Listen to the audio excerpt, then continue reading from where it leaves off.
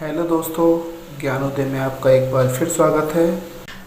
आज हम बात करते हैं पश्चिमी राजनीति विचार के अंतर्गत जीन बॉडिन के संप्रभुता पर कुछ महत्वपूर्ण विचारों के बारे में।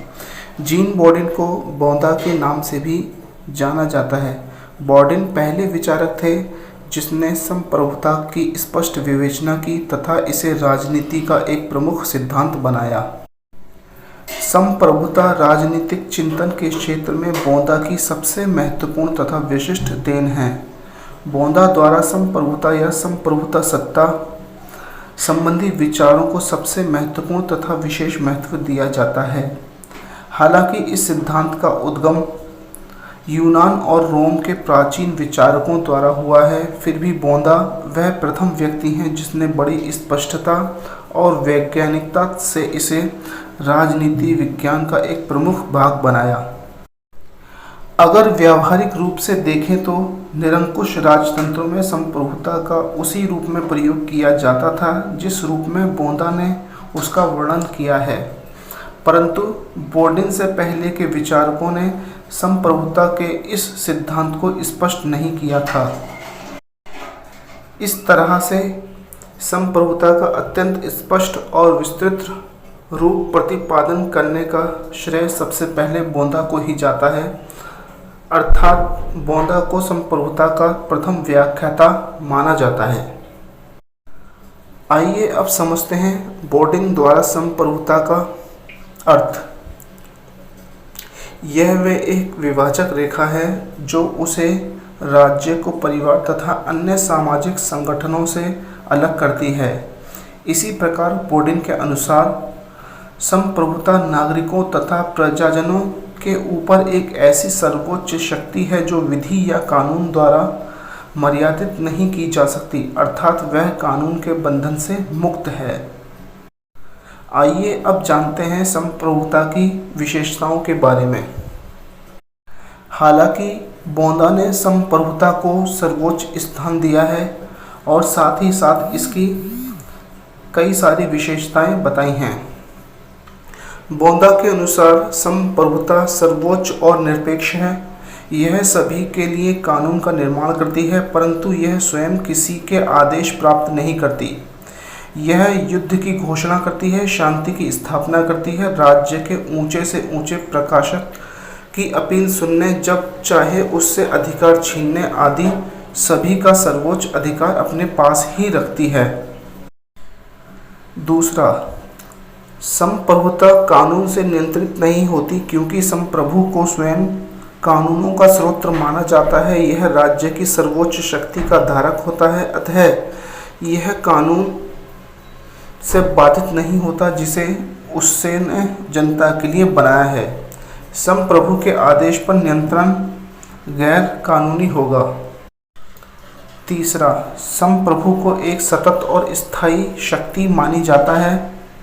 यह शक्ति राज्य की शक्ति से ऊपर की बाध्यता नहीं है, इसका आदान प्रदान भी नहीं किया जा सकता है। संप्रभुता उस शक्ति से अलग मानी जाती है जो किसी को सीमित समय के लिए दी जाती है।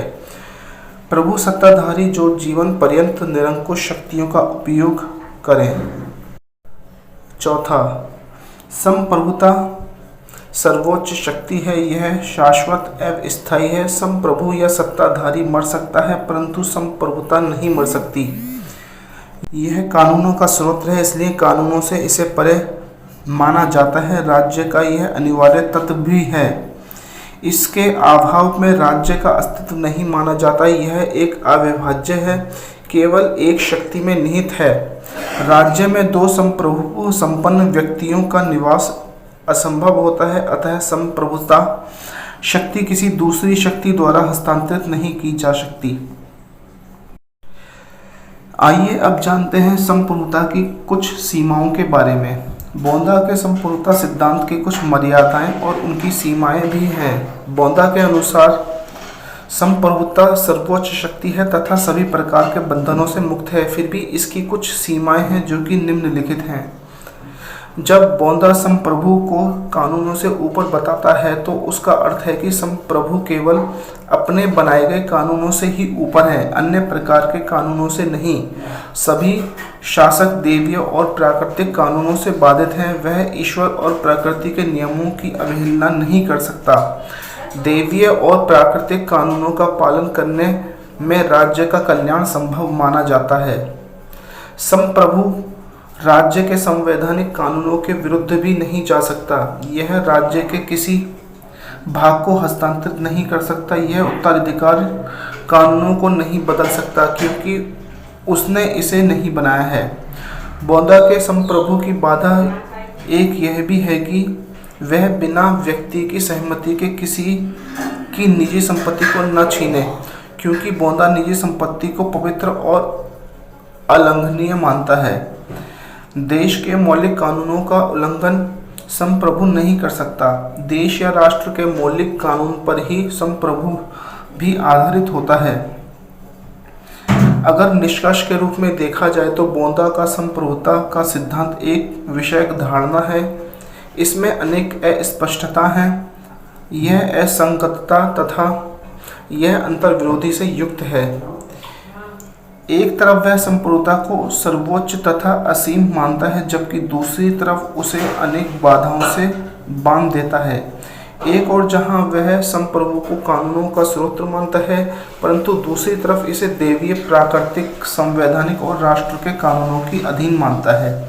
इस प्रकार से बौद्धा को संप्रभुता संबंधी विचारों में व्यवहारिक विरोधाभास तथा असंगति दिखती है। इसका प्रमुख कारण तत्कालीन परिस्थितियों में वह शांति व्यवस्था के लिए वह राजतंत्र को आवश्यक मानते हुए राजतंत्र के समर्थन में संप्रभुता की धारणा विकसित करता है, लेकिन मानवीय नैतिकता के कारण उसने उस पर कुछ सीमाएं भी लगा दी हैं। बौद्धा के संप्रभुता संबंधी विचारों में अनेक अस्पष्टताओं व असंगतियों के बावजूद यह बहुत ही महत्वपूर्ण माना जाता है। बौद्धा ही प्रथम विचारक हैं जिसने राज्य का प्रमुख अंग संप्रभुता को माना तथा उसकी सर्वोच्चता, सार्वभौमिकता, अविभाज्यता आदि पर विस्तार से बताया।